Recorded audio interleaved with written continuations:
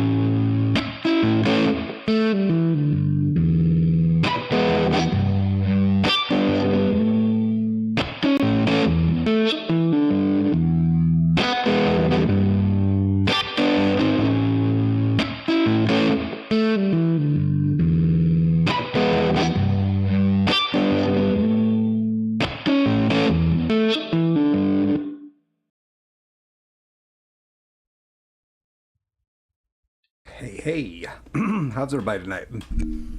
Not too bad, not too bad. Aren't you hot with two shirts on, Greg? No, actually, it is chilly up here today. Oh, And okay. I didn't leave the heat on down here, so Ah, my so it's a office Must be little, nice is, oh, not to live in the South. yeah, so yeah. it's nice and cool down there. I'm jealous, genuinely. I'm liking it, but at the very least, I figured I better, since I'm going to be sitting down, I might as well wear something reasonably warm. Fair enough. I'll probably be wishing I hadn't about halfway through this. Probably. That's usually how it goes. But anyway, aside from Greg's attire, welcome in everyone to episode 50 of the Update Log. Wow, 50 episodes, man. Only two more. We reach, I mean, technically we've blown past a year. Yeah. But Yeah. With all the special episodes, the interviews, the guests we've had, we're over 70 total. So no. So, but technically, or technically, we're coming up on episode 52.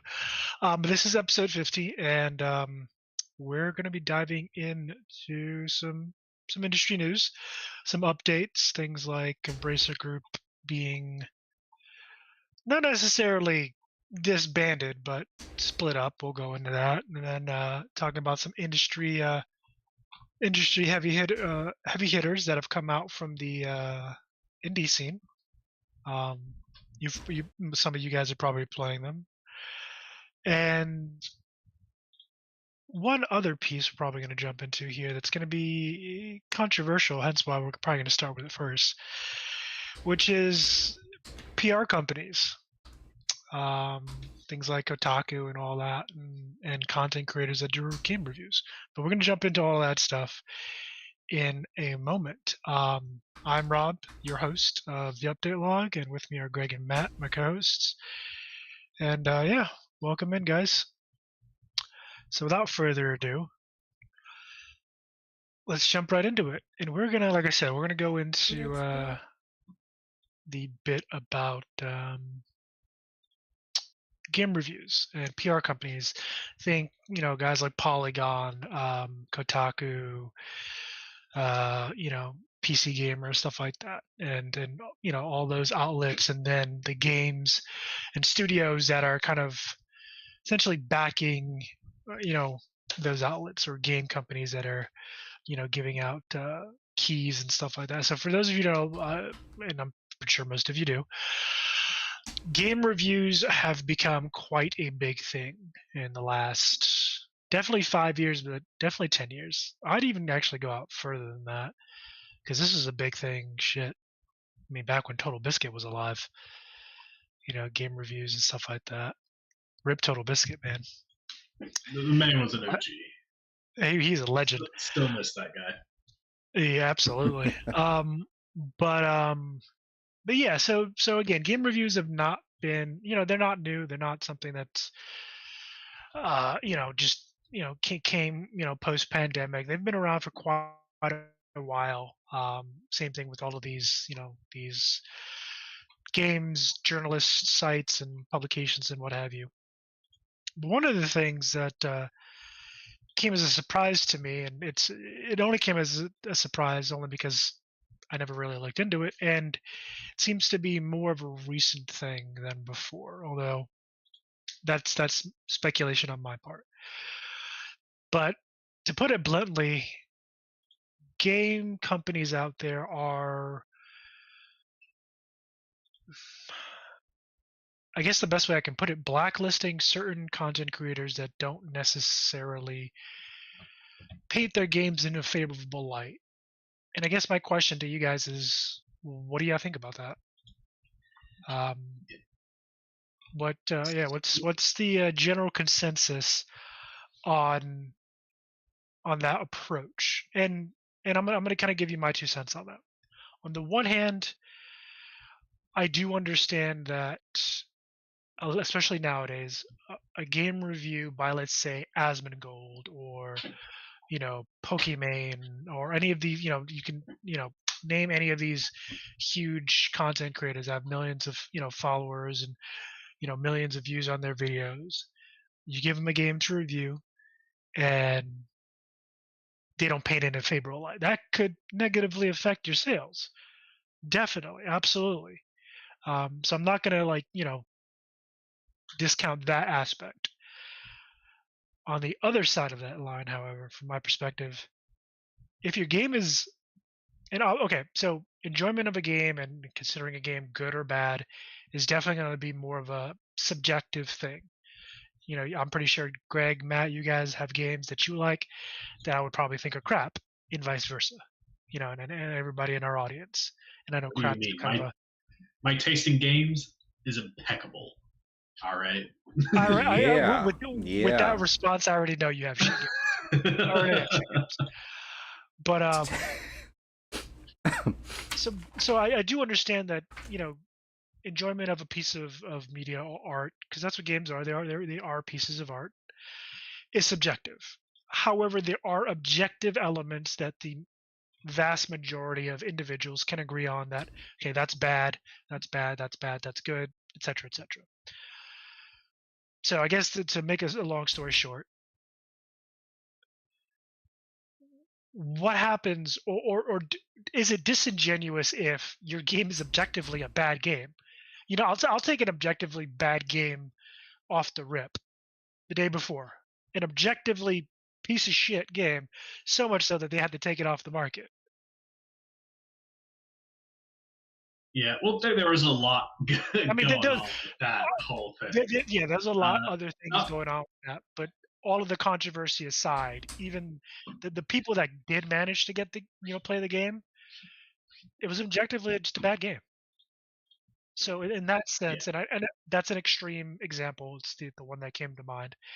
But again, what happens if your game is an objectively bad game? Do you expect the reviewers to give you a glowing review so people come buy your shit? What do you guys think? Honestly, I was thinking about that as I was getting ready for this episode, and it's almost a catch-22, especially for content creators, because most of these content creators make their living off of the content they make, and oftentimes, especially if they're game reviewers or they're game streamers. Usually, it's via either playing the game or nowadays reviewing games. So yeah, what's y'all's take on that? So I mean, one thing is that this isn't really like a new occurrence. This has been around for a absolutely long time by now. Yeah, and it's the reason why if you ever go like say Metacritic, why the Metacritic score is almost always higher than the user score. Yeah, yep, that's a good point. Game reviewers, especially these like large established organizations like Metacritic and other review websites, as well as plenty of even influencers on YouTube or Twitch, though for them it's more just about their personal code and whether or not they're willing to, I guess, play nice or or be honest, come what may. But it's a thing where, because if you become known for leaving actually negative reviews, that can affect sales. So a lot of companies will be very hesitant to send you those early review copies. And like that's the thing there, early review copies, because you like if you're a reviewer, you want that early copy so that your review is the first that people see. You get those views so that that makes you money, and so a lot of people who rely on that, they tend to be a little kinder. Now, and it's unfortunately, but that's just the way things are now. So like usually you kind of have to go out this like weighted scale. If you see something like on Metacritic that Metacritic scores like a 70, that's probably a dog shit game. Like if a 7 out of 10 is like, ooh, that's not good. It's teetering. Exactly. It's funny because during the course of my education, and we talked about a lot of the math stuff. We talked about something called a weighted scale. which is pretty much like you take. Trying to think of the right way to describe this, which I may do it a little bit of injustice, but Is that like normal math or is that Common Core math? It's math. It's just math. So the idea is that like you make this weighted scale that is set to balance an offset scale. Think of like Metacritic and a lot of those review sites that give very positive reviews for even dog shit as a weighted scale because they're weighing it in favor of these games. and so you pretty much you do a little bit of math to adjust it essentially to what it should actually be.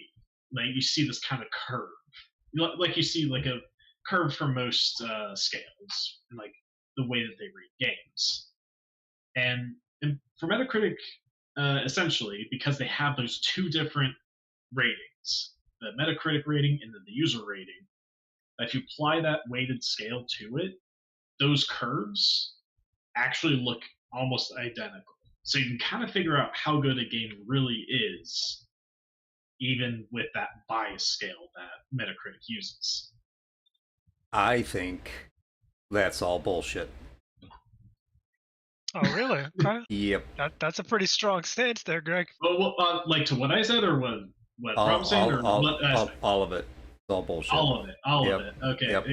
Explain your reasoning, sir. Because I would much rather make up my own mind on the game than worry about the reviews piece, especially through things like Metacritic and all that crap and trying to decipher. No, thank you. Yeah, I'll look at it myself and decide whether I think it's interesting or not. And if I think it's interesting, then I might buy it. And I may figure out that I'm an idiot and wasted my money. That's possible.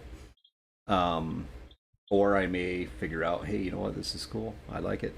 I'm gonna play it. So how do you look at it? So you don't go for I don't do the review. All the closest I get to the reviews piece is when I'm first looking at a game. If there's some little bit about reviews that's there and easily, you know, like on the initial advertisement, or if I'm looking on Steam, if there's something that's right there, I'll look at that.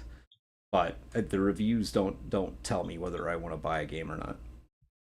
I just don't. I could give a shit less what other people think about the game, to be honest with you. I mean, that's the point blank, as blunt as I can be. Don't care what other people think about the game. I'm going to look at it myself and decide for myself whether I'm interested in it or not. Because I've seen plenty of... There's games out there that I just haven't bought that have, you know, raving reviews on them. And there's games out there that have horrible reviews that I haven't bought too. But that's just my thing. I think too much credence on all these, you know, review sites. And don't get me wrong, do your own research. You know what I mean? Check it out, look into it. That's your thing. Do it. Me personally, I just look at the game and decide whether I like it or not based on, you know, what is the content that I'm able to see and what are they telling me it's about. The other piece to that though is, you know, some studios I know to watch out for because they you know they oversell and underdeliver, and that's pretty much their motto, is tell you how great and fantastic the game is, and then you buy it and you're like, what the hell is this? This is not what they told me it was.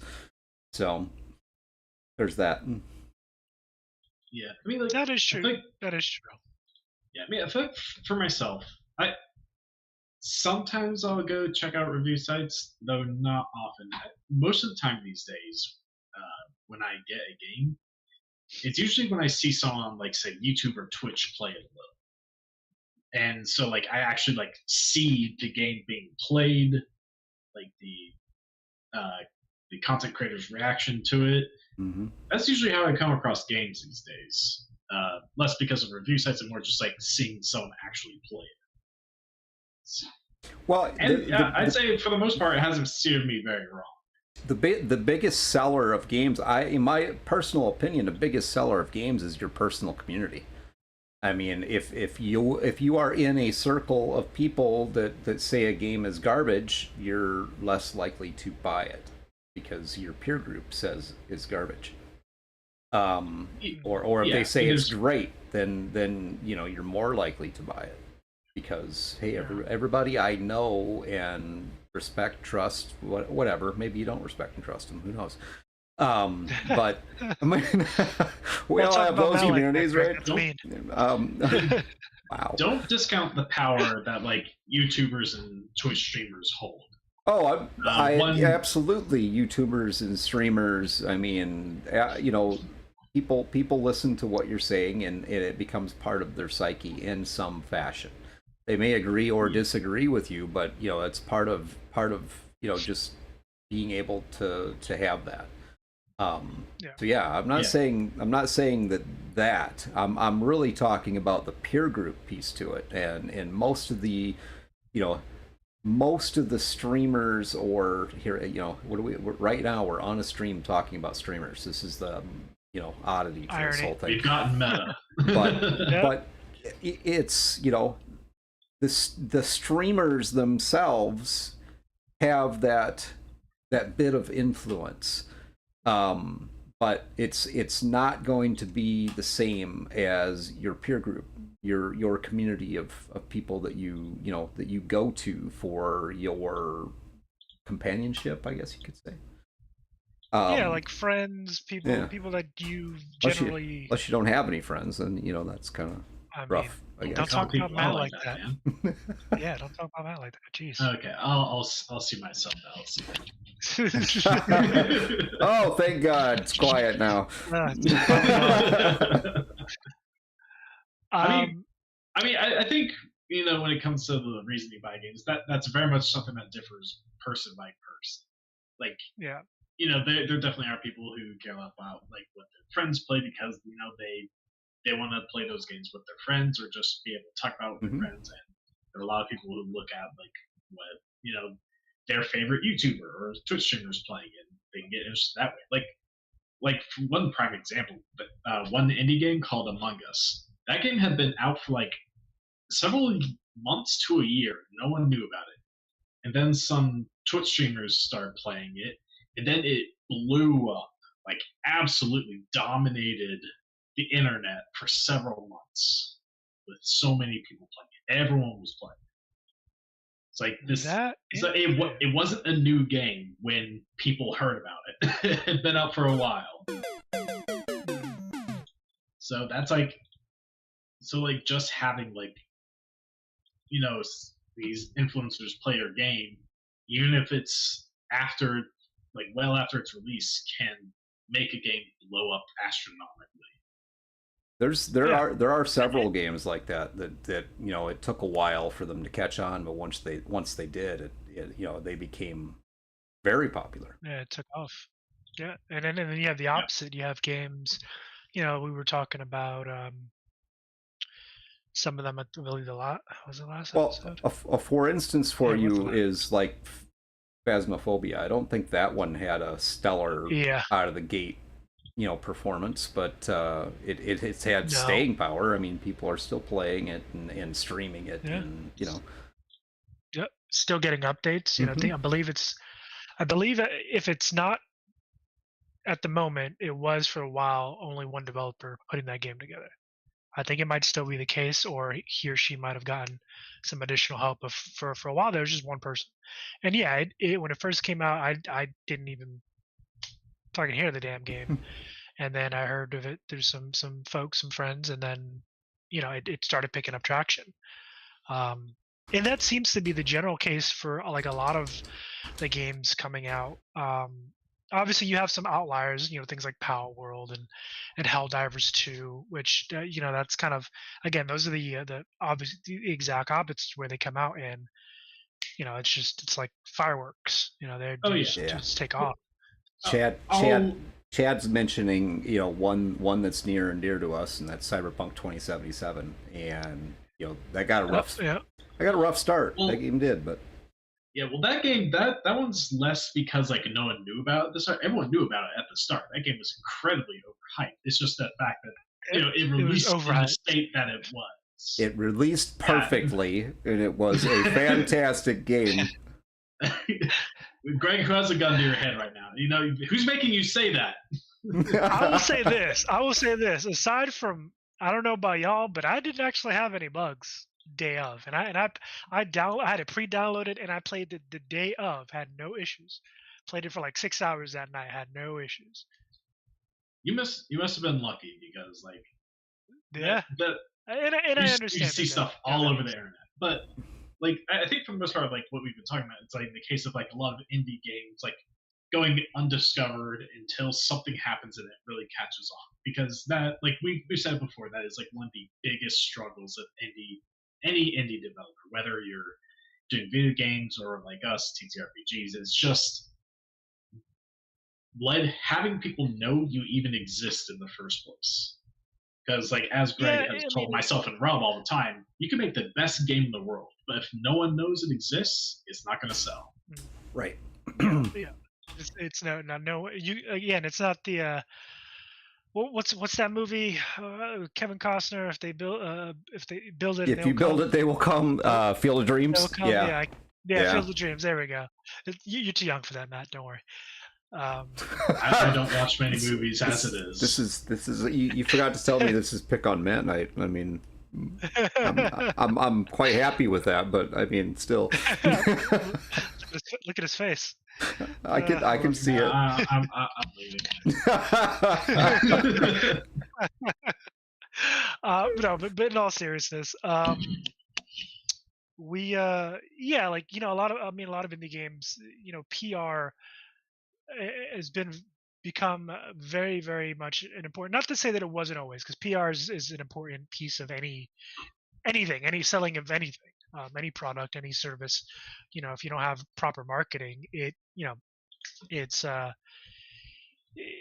probably not going to go anywhere. The interesting thing with content creators, and not just game creators, but content creators in general, is that oftentimes, and again, I haven't seen any of these contracts or anything like that, but the people, streamers have put out kind of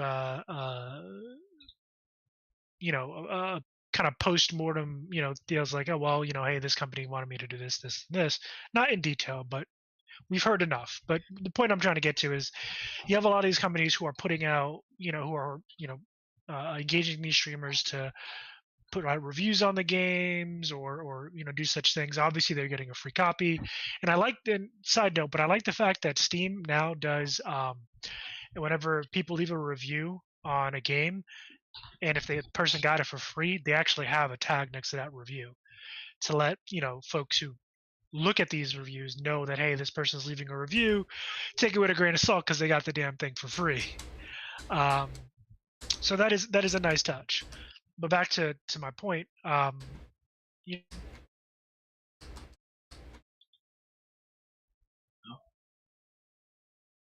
did we lose Rob? Maybe. Hold on a second. Let me see. You have a lot of these companies who are.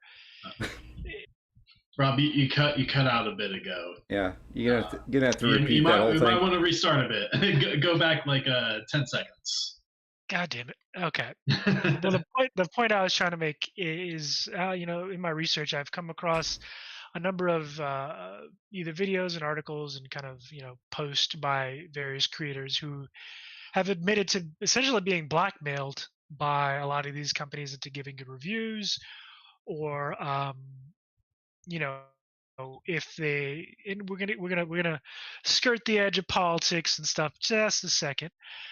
Some folks who are more on the conservative side of things, who either are open about that, their political or religious leanings, getting blacklisted and blackmailed by various companies, blacklisted for the political leanings and stuff like that, or blackmailed into giving a more positive leading review, which honestly, in my opinion, and just my opinion, I think that's kind of fucked up. That's kind of fucked up. To be fair, I don't think a content creator should necessarily um, be talking about political leanings or Nasty. their Yes. religious leanings if they're reviewing a game. There However, are I do people that do know that though. there are, and in that particular sense, I think they're wrong. Like that has nothing to do with the game, so why are you talking about it? However, I do know for a fact that there are individuals who are conservative leaning or left leaning, liberal leaning, who speak on that aspect of themselves in a completely separate video, but still get blacklisted. Yeah. Well, I Because think again, one that's thing. part of that content. Yeah. So, and So this what's is y'all's me take not on saying that? that I necessarily agree with that tactic, but this No, not at this all. bit of like an explanation because like when you're giving out early review copies, that's someone that you're essentially working. It's not like once the game is Yeah. on sale, anyone could get the game and anyone can review it. So there's no implied connection there. But when you send out an early review copy, that is someone you are working with. That is someone you're associating with. And so that Yeah. person You're and who essentially they've saying, like hey, me and this person are, cool or you're basically attaching yourself to that individual. exactly, and so and granted, there are different levels of like conservative beliefs, so and there are plenty that are fine, there are plenty that are not fine, just like on the other side of the fence, Mm-hmm. and but like you still attach your brand to that other person's brand when you send them that early review copy, and so that's understandable. So that's like one of the reasons why they find themselves blacklisted because they say something that doesn't jive well with the company, and then there it happens. Again, it's not something I'm a fan of. Like I'd say, I'd say there may be some people who might desert if they really say something out of pocket, you know. Yeah. But I wouldn't also be surprised to see that there are many others who maybe didn't say anything that extreme or stuff like that that may have also gotten that ban hammer essentially. But again, it's the game review world. It's full of shenanigans. I usually only really take reviews and all that stuff into account after the game has actually been released, because those early reviews, even the people that you do see putting out those videos or playing it on stream, it is a very curated experience where they're often told this is what they can say, this is what they can't say, these are the things they're allowed to show, stuff like that. The world is full of shenanigans. I can't talk tonight. Shenanigans. It is. That's what it is. is. It is a world of shenaniganery. All over the place. For sure. Oh, yeah. So we've established that game reviews suck. What's next? Well, they don't all suck, but there are problems, yes. What? I wanted to ask your take on that. I want to ask your take on that. A company's practice of, again, blacklisting essentially a person for kind of speaking, or here's the thing. There's two scenarios to this particular aspect, so that I want to make clear, is that I have heard and seen instances of content creators kind of speaking, not directly about their political leanings or religious leanings during a review, but sometimes it'll get mentioned. And if you pay attention, you can kind of figure out kind of which way the wind's blowing, so to speak. So that's one instance of this. And the other instance is in a completely separate, unrelated video, the topic of conversation comes up where they're diving more into their political or religious leanings. And, I'm just going to be completely blunt and completely honest here. A lot of the blacklisting that I've seen has typically been of conservative leaning individuals. I'm not saying that they're the only ones. That's just what's been put out there. So take it with a grain of salt. What do you what do you think about that? Like for me, and I'm gonna give you I'm gonna answer my own question. I personally I think that's bullshit. Like if someone is saying that during a review of your game, then I understand you stepping in as a company like, hey, look, you know, appreciate you doing the review, but we saw in this video XYZ. If you're doing a review of the game, just keep it to the review. I don't care about any of that other stuff. But to then, you know, look at a creator's content or have seen a piece of content they put out that's completely unrelated to your game and ban them because of that. I don't know. I think that's bullshit. It's a bit disingenuous in my opinion. Although playing devil's advocate,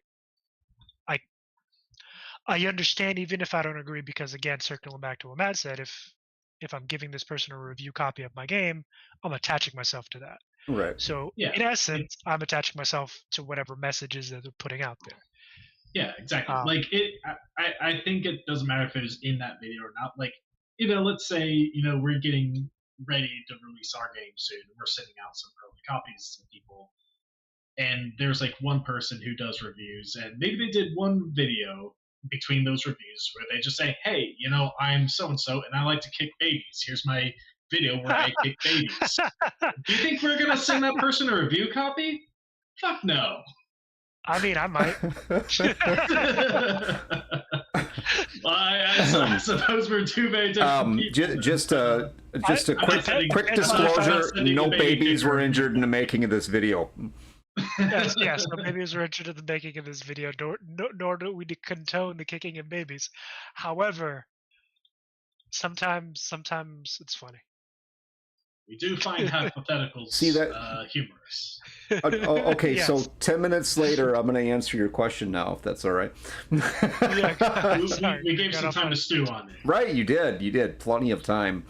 I need that, actually. You know, brain kind of works slowly. But you know what I think? I think people just need to relax. That's the thing. Just relax. You don't, if and I get it. Some people are really sensitive about, you know, certain issues, and okay, you know, I'm not saying you're wrong, you're right. If you're that sensitive about these issues, then, you know, be careful about the content that you're consuming, because you're probably going to get lit up relatively easily. How do they what is that they call it now? It's triggered. There you go. Yeah, triggered. All right. Yeah. Not much. Not. I got to act the part sometimes, you know. I don't know if that gets used as often these days. But not as often, but it's out there. Yeah. You know, the whole woke age thing. But it gets used a lot. Honestly, if you're, you know, if you're that easily triggered by things, then, you know, that's a piece of advice. Just be careful about the content that you're consuming. You know, you don't have to consume that content. You don't have to watch. You know, you don't have to have an opinion on it. And but if you do, you do. I mean, go ahead, share your opinion. Everybody has that right. Just be ready for the consequences to it too. And the same thing for the person who's putting it out there into the world. You know, whether it's a streamer or whatever. If you're, you know, if you're going to say some shit, then you should expect to deal with the whiplash based on what you have to say or whatever your stance or opinion is. But this whole idea about, you know, the cancel culture movement and all that stuff, that's ridiculous to me. I mean, you know, part of what makes a free society. We'll just talk about that for just a moment. A free society. And I'm not talking about democracy or republic or any of that. None of that. I'm just saying a free society. What allows you to have liberty? Okay. We allow each other to have liberty by simply acknowledging the fact that we can stand right next to each other and completely disagree on something, but allow the other person to have their opinion. Don't try to, you know, force your opinion and the way you see the world on another person. I mean, we all see it differently. Everybody sees the world through their own set of eyes, and we're all going to see these different topics differently. There are some topics that the vast majority of us can agree upon and look at the situation and say, yeah, that's effed up. and we can all sit Kicking down and have a babies, that's beer. not cool. No, it's not. It absolutely is not. If I We're see you not- kicking a baby, I'm going to kick you. Simple as that. Exactly. We're not condoning it. Yeah, but But you here's also have my to question. understand Here's something my about question to you, has Greg. Yeah. senses of humor. Because because we're saying all this, but like, let's say you were in charge of sending out the early review copies of our game, Hmm. and you found Mr. Baby Kicker or people who are saying things, maybe some extreme things on either side of the political spectrum. Would you be sending those people review copies, or would you rather not have them associated? Absolutely not. Absolutely not. Yeah, No. So we can kind of understand like where that piece comes from in regards to those types of people not getting those review copies. Mr. Baby Kicker gets a free ride off the list for sure. That's not happening. You know what? Yeah. I will sell my game to everybody but that person. What I don't want to. Well, I might not be a guy. I mean, it might be a banana. Could be That's new age enough, I guess. It could be Miss Baby Kicker, Yeah, could be. Yeah, could be. But, okay, let's get off the yeah. baby kicking topic for me. Because somebody's going to clip that fine. shit, take it way out of context. Okay, fine. So about clubbing seals. I don't think that's Is that the thing? It depends on who you ask, honestly. Oh my God, the shiny object syndrome has struck tonight for sure. We do have some topics we're going to talk about tonight, by the way. And they're not kicking babies. That was not on the list. I don't know how that got on the list, but it was not on the list. I just wanted to mention that. I think it was Listen, getting off topic is what we do best. We do that very well. But yeah, so I'm glad we opened with that particular piece of conversation. Wow, it's our host just said, "I'm glad we opened with kicking babies." Greg, you're not making it any better, dude. But I know, in all seriousness, I am glad that we opened with that because content creators are having a larger impact than I think people give them credit for, in terms of the visibility, the amount of individuals that they draw to a particular IP. And again, this doesn't necessarily just have to do with video games. It's anything. Content people who create content for a living and have amassed a large following and review different types of media, different types of products and services, their words carry quite a bit of weight. And honestly, I think we as consumers need to be, I mean, to beat a term to death, we need to take things with a grain of salt, even with the folks that we watch on a daily basis, or we consider kind of aligned with us, because sometimes they can be wrong, sometimes they can be right, sometimes they can be wrong, and then sometimes the companies that are giving them stuff could have alternate agendas and put out and again subjective wording, a piece of crap. And then this particular content creator makes it look like it's the coming of Jesus, or they put out, or something gets put out that is actually pretty good, but because it's not played by, or it's not reviewed by as many people or popular people, it completely flies underneath the radar. So yeah, honestly, I guess it kind of circles back with what you were saying, Greg. Do your own research, do your due diligence. Just talking about the game reviews and stuff like that. It just reminds me of a time where I can't remember if it was a reviewer from one of the big sites. Like I can't remember if it was like IGN or Kotaku or something like that.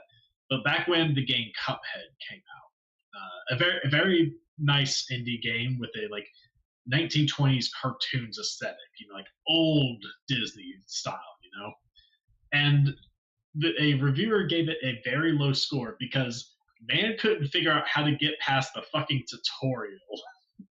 And it was so fucking obvious, but he couldn't figure it out, and man just got lambasted on it. It was hilarious. Mm-hmm. Oh, man. Those are fun times. Matt, you want to lead us into our next topic?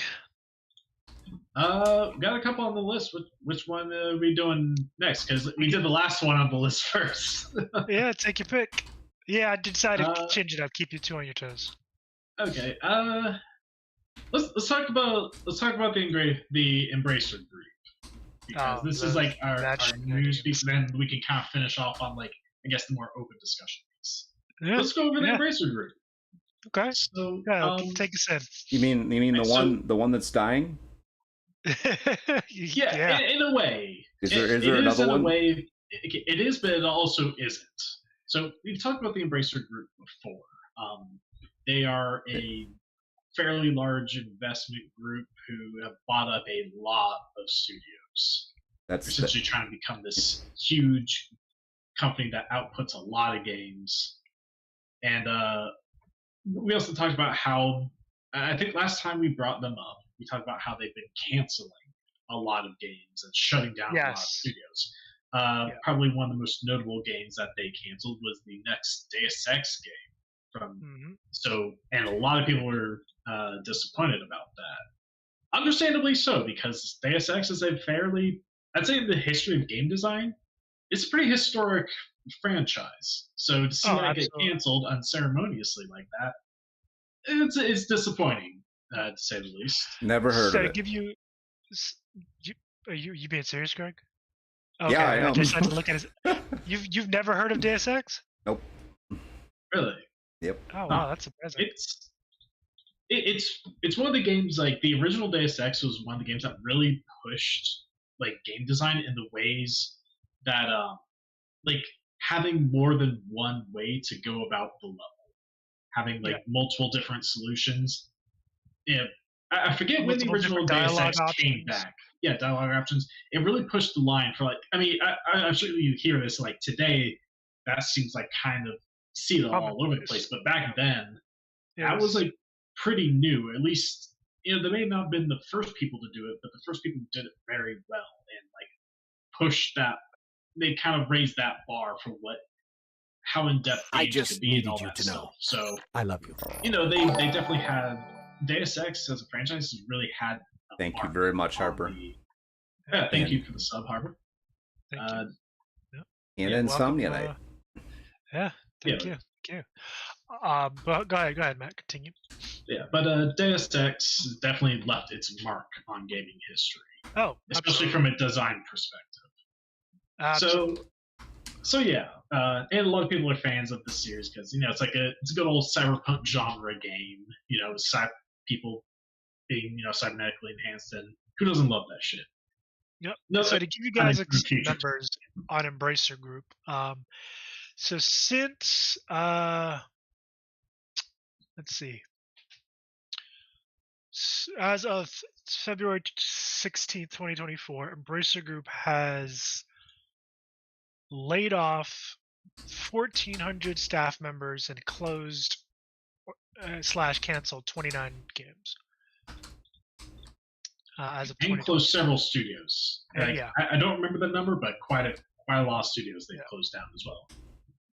So again, this is essentially a conglomerate that they were essentially trying to do the Microsoft and Amazon thing without having Microsoft / Amazon money, buying a bunch of studios up, trying to consolidate, and this is where we're seeing how consolidation is cancerous to the industry. Where these large companies or investment groups buying up all these game studios, trying to basically strip them down to bare bones and churn out a bunch of games, hoping to turn a nice profit, and then failing, and then having absolutely nothing to do but close down these studios because they don't have the funds to continue. And one of the things that I in researching this that I figured out or that was pointed out to me through various articles is that the Embracer Group had been basically pile on whatever debt that they had onto these studios. So whatever money that they used to pay for these studios and buy them up the studios were essentially having to make that back, and in the form of the games and stuff like that. Which I don't. On the surface, that doesn't necessarily sound like a bad, as bad as it sounds. I'm assuming, Greg, that like is par for the course. You being the business-minded individual of the three of us. I was busy responding to things in chat, and I totally spaced that. So I don't even know what the question was. So, and the you got gist me. was they're buying these studios and then essentially hoisting that debt that they incur from doing so on the very studios that they bought. Yeah, and there's a whole philosophy around that style of acquisitions, which it's not a good. It's mainly used in real estate markets, by the way. But Okay. And we all love the real estate industry. Yeah, that's mainly mergers and acquisitions like that are bad news, because you're going out and trying to gobble up this marketplace, and then if everything goes right, which a lot of those companies that have that type of business model eventually end up failing. If everything goes right, you make a lot of money. When things go poorly, you don't. I don't know what the backing is behind Embracer Group. I haven't really looked into that particular group yet, but I would more than likely they were using other people's money to do this. Yeah, I think so. I'm fairly certain that was the case. Yeah.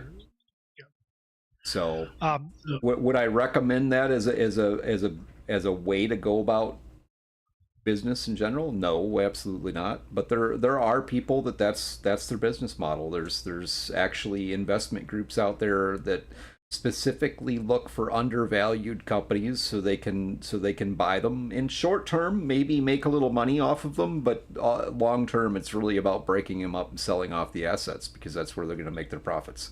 Yeah, and that's essentially what Embracer Group has ended up doing, because again, they ended up on the short end of the stick, where the IPs that they bought up, Deus Ex being one of them, and the studios attached to them. Ironically, there are some really good names attached to these studios, but unfortunately, they weren't making the return on investment that they needed to, and hence why they're being broken up into essentially three separate groups. It was a good sign when they were one of the groups right away. Well, good sign, bad sign, however you want to look at it. When they were one of the groups right away that started canceling projects, as soon as the market started to head into this downturn, they started canceling projects, which just simply was saying that they didn't have the capital to finance these projects. So. Yeah. With a large amount of debt built up from buying all these studios, they also didn't have any borrowing power. So they at that point, your cash is king, man. That's really what it comes down to in any business. Yeah. So I mean, as you kind of said, it sounds like this is kind of like a risky business strategy where if it works wonders, but if it doesn't, you're done for. Yeah, you're kind of shit out of luck. Well, the sad part is there are investment entities out there that are specifically designed around the idea of buying assets so that they can tear them apart and sell them. Basically, it's like salvaging the value out of the asset. Yeah, it's an ugly thing, but I mean it happens all the time. They'll buy small companies because the company itself is undervalued. So the actual value of the physical value of the company is higher than the sale value of the company. So they'll buy it up, and then they'll take all the little parts and sell them, and then eventually just close the company down because there's nothing left to perform there. Yeah. Well, that's disappointing. Yeah, well, it seems like this strategy hasn't gone particularly well for Embracer Group. Yeah. The Embracer Group as a entity itself has actually split into three separate companies. So we got the Asmodee Group. There's a bit of a weird name there. Yeah. Coffee Stain and Friends, and then Middle Earth Enterprises and Friends. They really have a thing for trying to sound as friendly as possible. You have Embracer Group, like, oh, what a hug. Coffee, then two of these companies have and friends. Well, they have the and friends bit on two of those. They really do a lot to try to sound like they're your neighborhood friend here. It's definitely a weird naming convention. I will say that. That like middle-aged males in like, you know, Camaros and I guess stuff like that. I don't know what they're. I don't know what I mean, they're trying to sound super friendly and stuff, like harmless neighborhood friend. That's all we are. Honestly, I don't think that Embracer Group is a friendly, huggy name. Personally, I mean, it's kind of creepy to me. It makes me envision that you know, that random stranger who wants to walk up and hug everybody. That's I'm the person who looks at that guy like, okay, buddy, there, you know, personal space here. I mean, anytime like a major corporation looks at me and said, "We're your friend," I'm like, are you really? I don't know about that, man.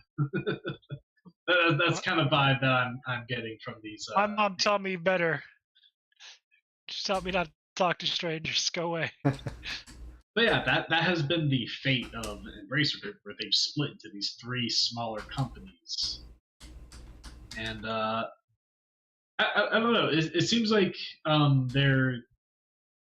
it's essentially the function of each group is to dial in on a specific focus. I think. Like yeah, what do you think is going on here with this split? What are they doing with this?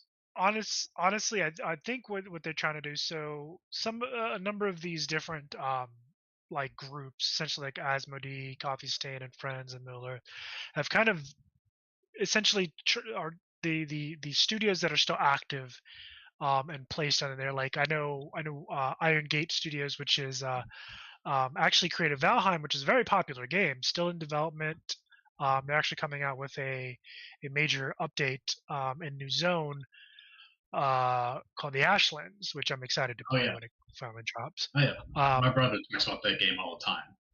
Yeah, it's really really fantastic game, and it's based off of what I've seen of Embracer Group. It's definitely one of their bigger IPs and one of their more popular ones.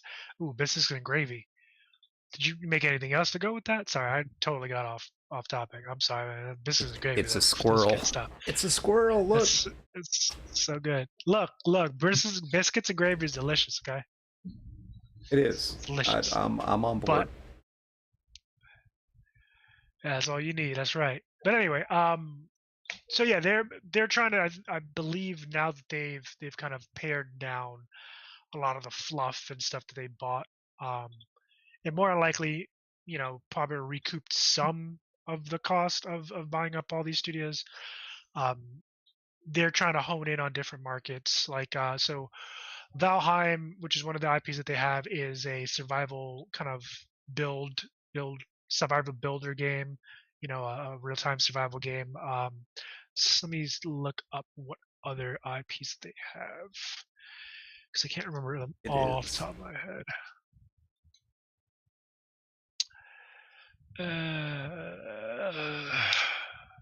Because they all got kind of lumped into different spaces. Let's see.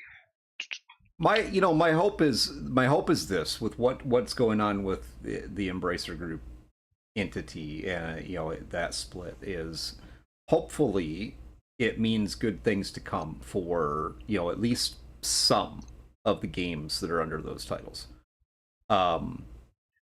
Possibly it was a, you know, a good move for the group. Maybe that was intended all the way along. They were looking for particular assets that they could buy to pair up with other assets so that they could split the company and be able to carry those projects forward. Maybe I don't know. I would rather try to look at this with a semi-positive outlook of saying, okay, you know, these are not dumb people. They obviously had some strategy they were looking at, and you know, for these investments, you know, whether it was had good intentions or nefarious intentions. I don't know.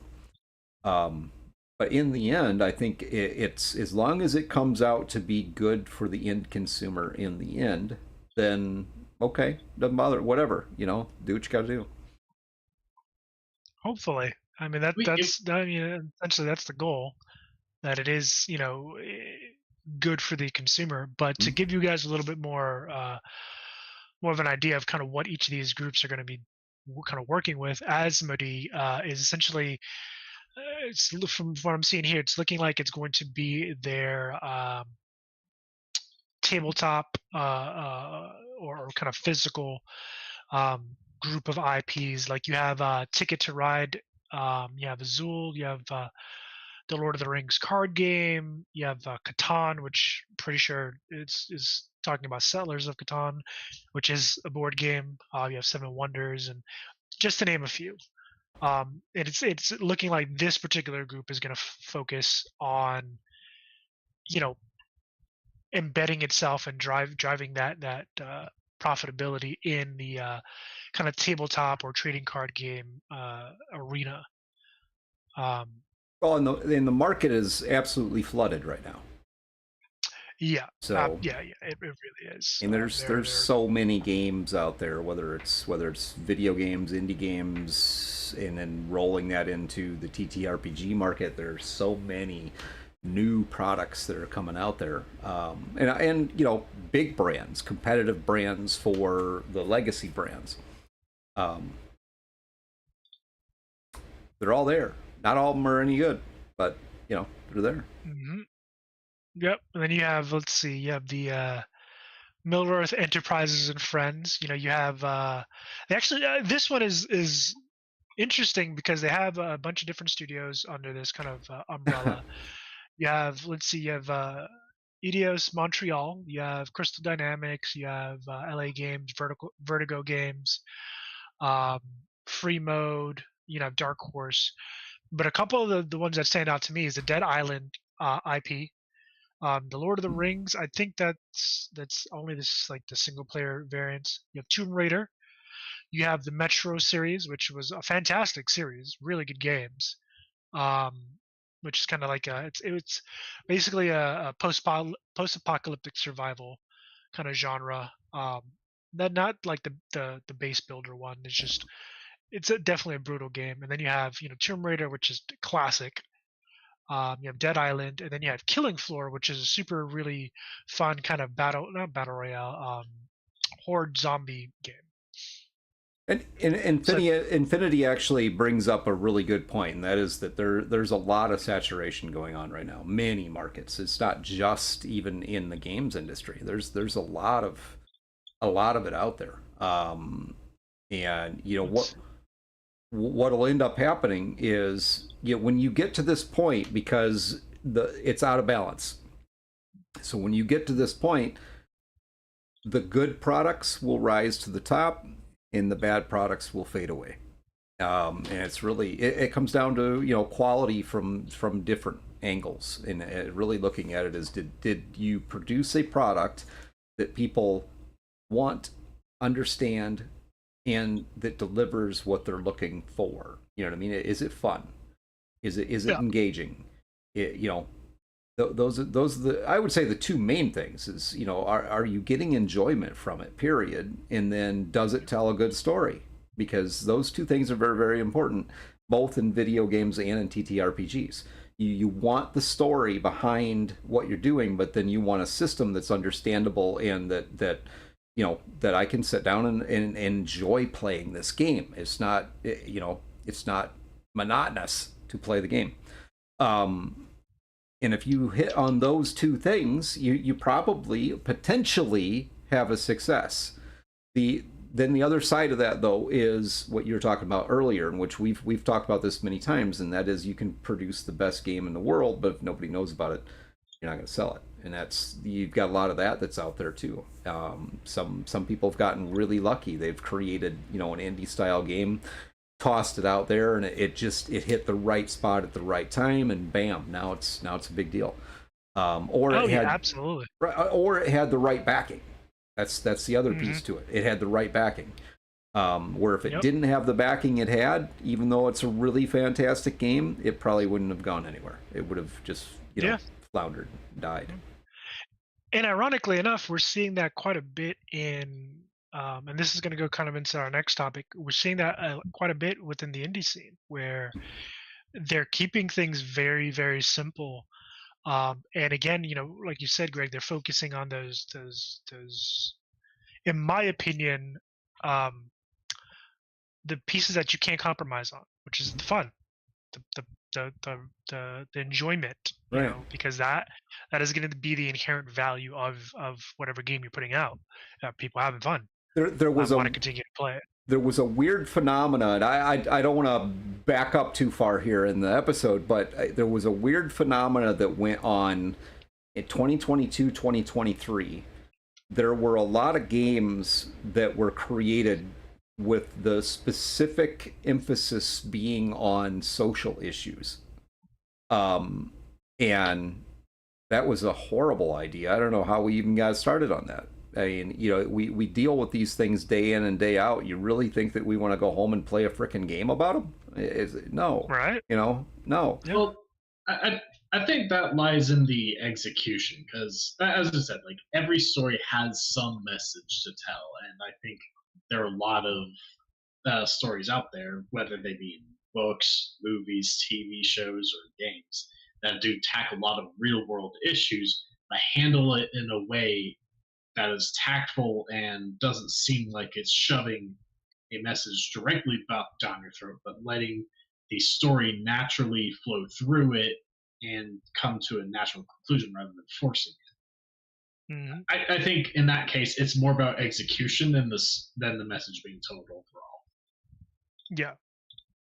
Yeah, definitely the execution of that message, because especially in games where it's applicable, you're going to see some elements of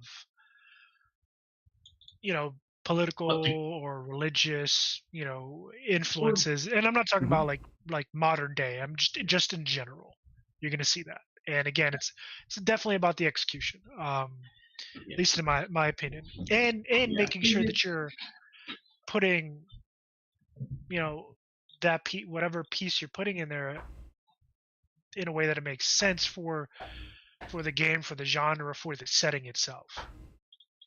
Right. I mean, it doesn't always have to be a part of the political religious. You want religion simulator? Religion simulator. I'm sure you can find that somewhere. I feel like if you typed it in like the store page on Steam, you can probably come up with something. But I mean, the certain beliefs of the creator is always going to come through in their creation. And it could be anything, whether it just be about morals or politics, religion, or just, good foods they like, or, whatever. Something is going to come through. You may not be able to guess which way they politically lean, but you're going to be able to infer something about the creator. There's video games for sure out there where you play the role of God or a god. I mean, that's in essence, that's the that could very easily be your religious simulator, because I mean you make all the decisions for the people and you guide them in the way that you want them to go, and essentially they all worship you. No, what? When I was a kid, I played a PC game called Black and White, really old game. That game was fun. Like, who did that? Interesting. Black and I never played that one. Doesn't even ring a bell. It's such a long time ago. Who even made that? It was Lionhead Studios back in Lionhead Studios. Okay. Oh god, that's Peter Molyneux. It's very black and white. Very black and white. All right. Wow. Nice. Good dad joke. Used to make some good stuff. The original Fable 2, even Fable's like a mixed bag. But everything after that is I don't like to talk about that. Fable was a good game. I remember that. I love that game. It was good, man. It's one of my favorite games I played on the original Xbox. Oh man, the original Xbox shit. They did a remaster, but some of those new textures they put in things looked a little weird. Well. But yeah, so that's Embracer Group. What happened? Seems What like- happened to games like Saints Row? That's a good question. I mean, the early Grand Theft Autos. I mean, Saints Row is kind of in a way a Grand Theft Auto clone. I think I'm fairly sure Saints Row came after. But those games touch on social issues in a little more of a raw way than a sensitive. They really do. I mean, where else can you run down a hooker after you've paid for her services and get your money back? Well, now we know what Rob does on these games. We've all done it. We've all done it. God damn it. I mean, the most recent Saints Exactly. Row game, unfortunately, Insomnia Night gets it. use my golf club somewhere. Yeah, I mean, the most recent Saints Row game it was a bit of a failure. It did not go well. I can't remember. I watched a video on its development a while ago. I cannot remember specific reasons, but needless to say, its development was very shaky. And that ended up showing the final product. It didn't go over well. What, the newest Saints Row? Yeah, I think it released like last year, the year before. I just did not vaguely go remember well. hearing some shit about that, but Because clearly not enough. yeah, because I remember watching watching people play on like YouTube, like Saints Row 3, I think it was, Yep. and that game was like it was GTA, but they put in like 10 times more goofy shit, and it was just a ridiculous ride. Yeah. Yeah, the Was last it one made was by the not same? great. Was it made by the same studio, Avalanche Studios? I believe so. I would need to look that 'Cause up. I got some friends that either still work there or work there. There's actually a shout out to Saints Row, okay, and some of these other games in Cyberpunk 2077. Really? Mm-hmm. There is, yeah. There you're not is. Wrong. Yeah, I've seen a couple. I can't name them off the top of my head, but I know what you're talking about. Or Yeah, Easter egg, or whatever you want to call it, Mhm. because if you Easter eggs. right when you play through the Jackie Wells storyline, I'm not going to give that spoiler alert, I was but gonna say spoilers. yeah, no, Man. not going there. No, I don't think looking at the Wikipedia page at least, bring salt with that. But I don't see anything about Avalanche when it comes to Saints Row. Okay, so they might have. Avalanche must be given doing that something IP. different. They might be, because that was one of their IPs for the longest time. Saints Row. Are you sure it's Saints Avalanche? Row. I'm pretty sure. Because I see, as far as developers go, you have Volition, High Voltage Volition. I guess they did name change for it. Let's see. But the developers, Volition. The publishers, at one point, it's THQ, and at another point, Deep Silver. Those are the companies I'm coming up with. Again, Wikipedia, so take that as you will. Yep. I could be wrong. So, But anyway, Unholy is mentioning Fish Labs. Fish Labs. Mm-hmm. I'm not familiar with that. Apparently, they were part of the develop of Chorus, Galaxy of Fire, Saints Row, Dead Island, okay. Survivors.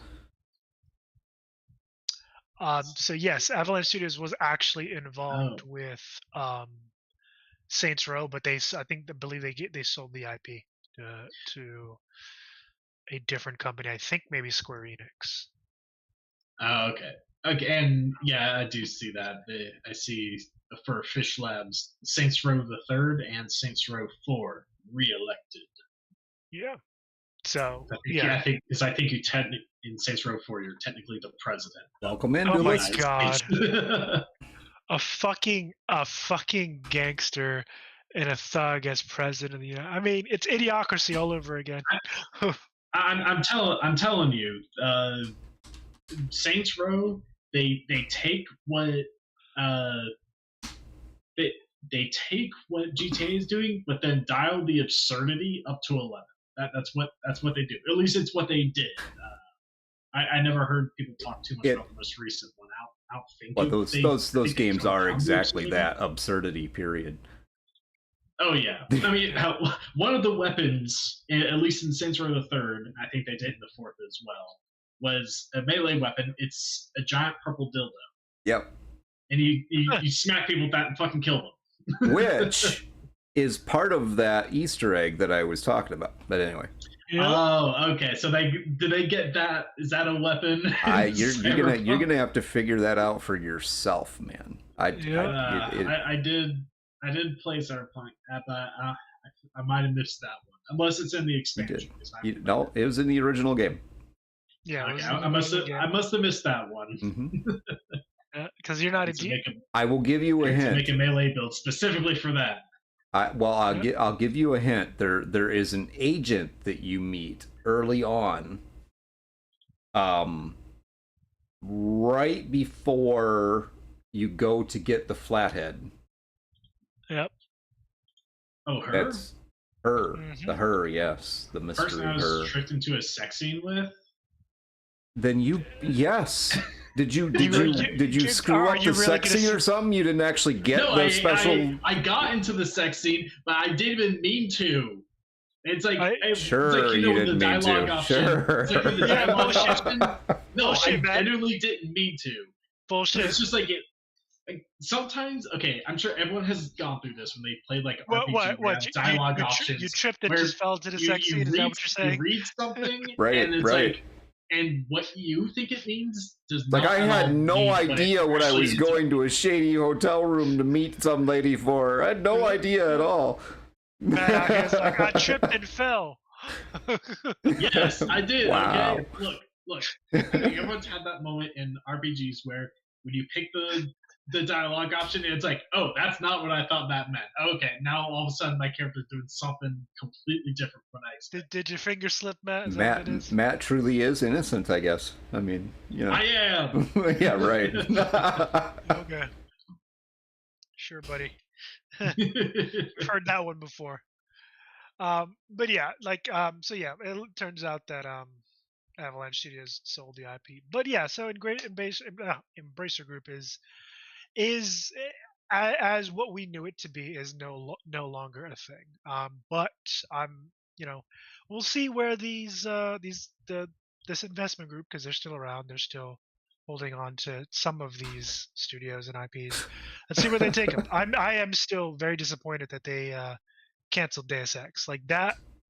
So Deus Ex, Tomb Raider, Valheim, they have and still have some really, really good freaking studios and IPs there. Let's hope they turn them into something. Yeah, I mean that's always like the fear when a company like just sits on a IP that they have, something that's like really well regarded, and they just do nothing with it.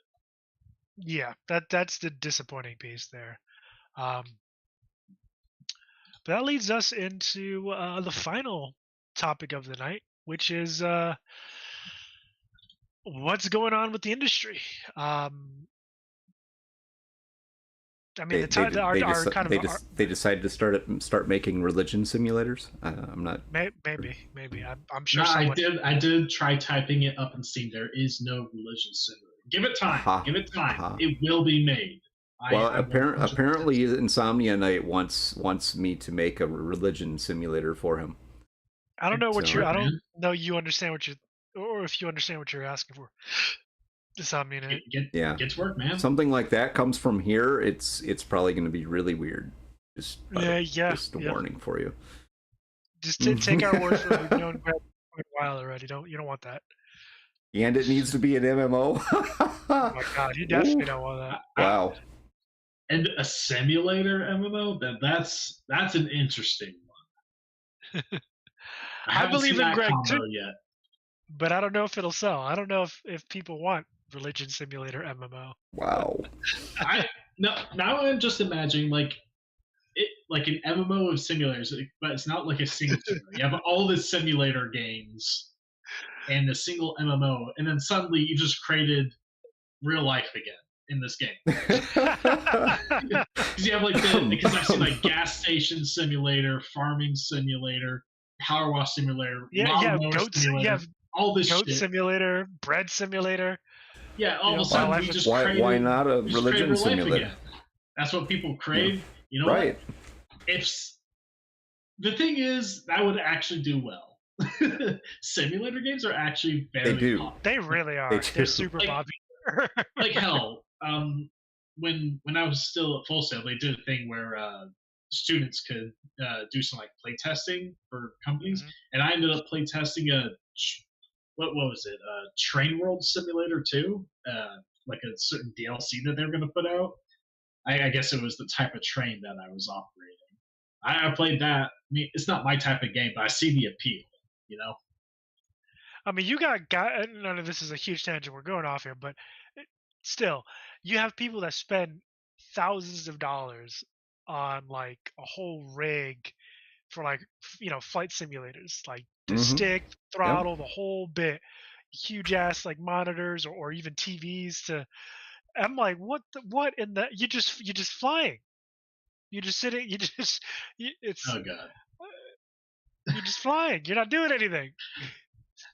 Insomnia just in our Discord I guess he really did just put that through ChatGPT because he just posted it in our general Oh, chat this is gonna be about good. what This is gonna be what ChatGPT came back with. For that game. That's a lot of text. We're gonna have to go over that later. Done. I'll this get is that and great. read after the stream. Let's see. Players exist in a shared, persistent world where they can interact with each other in real time. They can use players' religions, join or compete against them, and collaborate on large-scale projects. Competing religion. I'm just imagining Crusades now. Yeah, players can form alliances, engage in theological debates, and even declare holy wars against. Okay, there it is. Yeah, I think we already have like Total War games for that, right? Yep, we do. We do. I think that already exists, unfortunately. Yeah, Well, there is ChatGPT coming in clutch. there is at least one there is one RPG system out there based on third edition D&D. It's called Birthright. It actually does. I don't want to say it's like a religious simulator because that's not really what it is, but it is like a world style simulation where you play the role of a Scoon, basically like a demigod, and you have a nation essentially, and you Why does this sound familiar? Birthright, man. I had that. I have a couple of the books. I don't have the whole system, but honestly, it's if you're into that sort of thing, the dynastic play sort of deal. Anybody who's old enough remembers a play-by-mail name called Hyperborean. Yeah, I did that when I was before the internet, man. Play-by-mail was a cool thing to do, I guess. But those games, you run a nation, and yes, Hyperborean was based on the Conan universe, and you played a territory. You controlled a territory in that universe, and you literally could you manage your resources. You could declare war on your neighbors, yada yada yada. Yeah, I like those kind of games actually, personally. Maybe there is a significant market for that. Maybe. Because I mean, simulator games, farming simulator, Power Wash Simulator, computer. I think there's even one for like putting together a computer. I don't know. If I did create a religious simulator game, I would not be worried about being the only person that bought my own game. I don't think I would do it, but I don't know. Matt, on the other hand, he might do it. Matt would do it. He's a weirdo. I don't know what you're talking about. You know exactly what I'm talking about. But it's okay, Matt. We appreciate your weirdness. The sad piece there, Insomnia, your statement is absolutely true. It's unfortunate, but yes, people by and large do not like themselves. Yeah. We have issues, all of us collectively. I don't know what you're talking about. I'm awesome. And Yeah, then there's you can those that tell you- suffer from delusions of grandeur, though. You got the you other keep side telling too. yourself that, Matt. You keep I telling don't think yourself that. I don't suffer from delusions. It's just grandeur. Okay. Okay. I All right. just suffer from grandeur. Okay. All right, Matt. You know what? I respect your confidence, my friend. Hey, Even if it's misplaced. it's Look, ever heard of fake it till you make it? You're definitely faking it, that buddy. is the absolute worst saying we ever came up with in the world. But yes, Yeah. fake it till you make it. But let's jump over to so the industry and how it's looking now. And again, this is a couple people's take on kind of what's going on in the industry and you know what a small minority think. So again, take all this stuff with a grain of salt. But there are some interesting objective facts. An objective fact, in my opinion, and again, maybe that's discredits it as an objective fact, but I'm gonna call it an objective fact. Indie games are, by and large, if they're not doing better monetarily than AAA games, they are by and large exponentially more well received than a lot of the AAA games that have been released in the last 3 to 5 years. I mean, you see it on Steam charts all the time. And again, Steam charts is not by any means the only metric that you can go by. I mean, and I'm talking about games that have become, we talked about a couple of them. We talked about Phasmophobia, Helldivers 2, Valheim, Pow World. You got Stardew Valley is another one, Lethal Company. So, and these are games that have staying power. Even in Stardew Valley is a number of years old. Phasmophobia, a number of years old. Valheim, a number of years old. The only newer ones are like Pow World and Helldivers 2. But these games are games that came out, and we were talking about this earlier. They adhered to, the principal maxim, which is be fun, be a fun game. Right. And all of those games are entertaining. Yeah, exactly. They're entertaining. They provide the value for the amount of money that you paid, which is another important thing. They're not $60 or $70. A lot of those games are less than $50. See, I think that's a the economic piece is huge in why indie games are as dominant as they are. Yeah, absolutely. Lower bar to entry. Right. That's one of the reasons why Helldivers 2 as a live service. Now, granted, I won't call Helldivers 2 a indie game. It's more of like a double A, I think. Honestly, at least I think. I don't know exactly what each A, like where the line for the size of the project is.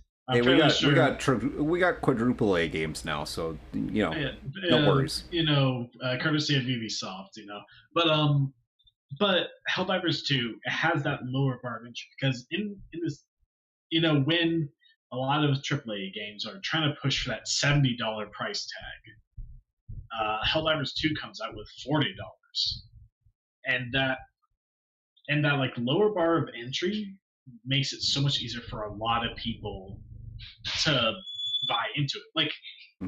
And I think there's a lot of power in that. Like if you saw a game for $80, I'm sure, at least I'll speak for myself, but I'd be very hesitant to buy a game that was $80, regardless of whether I thought it was good or not. But if I saw two different games for $40, I'd probably be more willing to buy those two than the single $80 game. The perception that you're getting more for your money. Exactly. And that there's real power in that. And I think this huge push to, raise that price from $60 to $70 or in some cases even beyond it's gonna end up hurting those companies trying to sell those games for that expensive. Because people are going to be a lot more resistant to buying those games. I mean, hell, one of the reasons I don't have Legend of Zelda Tears of the Kingdom yet is because that sold for $70. Yeah, and it's probably going to be $70 for forever. I don't think sales. They don't believe in sales. Yeah, they don't do sales. You buy a game like 10 years old, 20 years old, and that shit's still full price. Yep. And here's the thing, like AAA games are getting really expensive to make. We've had this conversation on and off the stream a few times. AAA games are getting very, very expensive to make. I mean, you have Massive you know, budgets. massive, like, hundreds of millions of dollars to create these games. Marvel's Spider-Man 2 was 300 mil. But the thing, I absolutely, but I mean, you got to look at what is going on there. Actually, just a little bit of the conversation that we had last week with Twain kind of plays into that. That you know, what do you expect to have happen when you have these massive teams of people? I mean, it's going to cost you a lot of money to do that. Yep. Oh yeah, definitely. And there's a number of questions that kind of should be asked at the very least. At least from my perspective in that regard, it's like, okay, so and again, he said it well. It's like, we, him and the original World of Warcraft team were a very small team. I think they were under for the longest time they were under 20 people, I think, somewhere around there. And then when they ramped up, they didn't get larger than like 50 people as the original team that put together World of Warcraft to launch. And I mean, we saw how massive that game was. So it's like, what's and then okay, fast forward to today, you got games like Helldivers, you got games like Power World, you got all these games that are coming out that are really good, especially for the price point. They provide a lot of value, a lot of content, especially Helldivers. They're still pumping out content for that game. Granted, one caveat I do want to put in there is player retention has dropped for a lot of these games. So like Power World, their peak was like 200 million or something. Their all-time peak was 200 million, but now they're down to a peak of like 150-ish every 24 hours, which is still substantial. Still that's a lot of people. It's 150 people. That's the way it goes for most games, honestly. At launch, you have the highest player count, then eventually it's going to peter off. That's a natural life cycle for games. I agree completely with what Duelistkind is saying in the chat, and that is he personally believes smaller game teams a lot of the times the better the game. Better game. I look at it just a little bit differently, but it's the same thing. And my view on it is that those larger teams don't always result in better games, and I think most times they do not. More costly, but not better. Because I think a part of that is because like with Twain Martin, we talked about it last week, when you have these huge games, these huge studios with a lot of like monetary backing, they have to play it safe. Because obviously investors will not be happy if if all this money goes into this project and it doesn't do well. So they're going to play it safe. They're in regards to the game design, in regards to like it's like the story, all of that stuff. They're going to play things as safe as possible, so that they get a I'll say guaranteed, quote unquote, because nothing is guaranteed. But they want that guaranteed return. Right. But unfortunately, that creates the unfortunate side effect where that limits what could have otherwise been possible. Something that could have been a fantastic idea may have gotten shot down simply because there hasn't been enough proof of someone else already doing it and doing it well. Meanwhile, with indie games or smaller teams, they don't have that same backing, that same weight pressing down on them to where they can try these experimental ideas. And I mean, granted, the indie space is massive, and there are a lot of games that come out, they try an experimental idea, and maybe it doesn't go well, but we also see a lot of them where it does go fantastically. Talk about Lethal Company.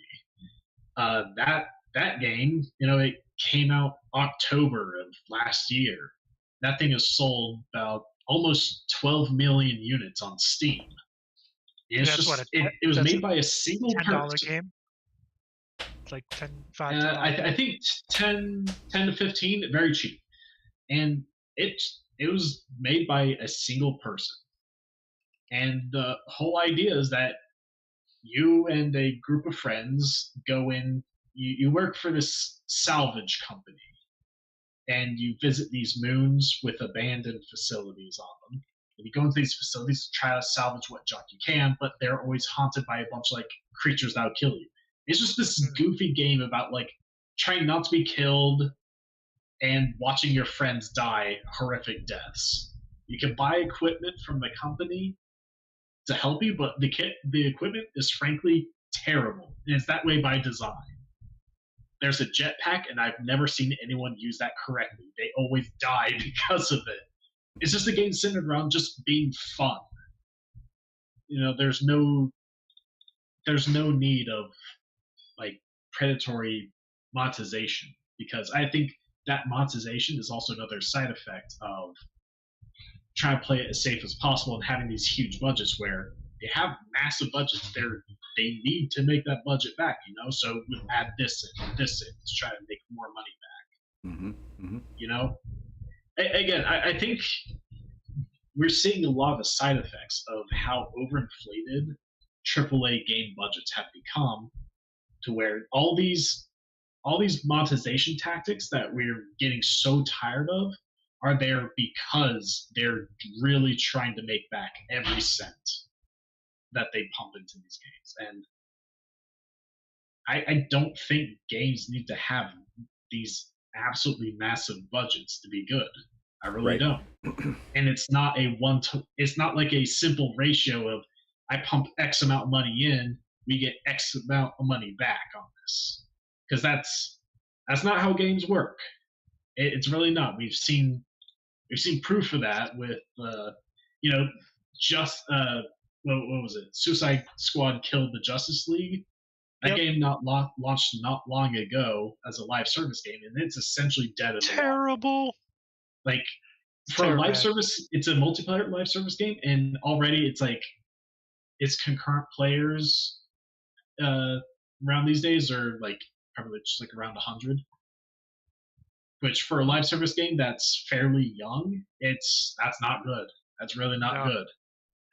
I Duelist Con, you're right. It is the quick corner cutting.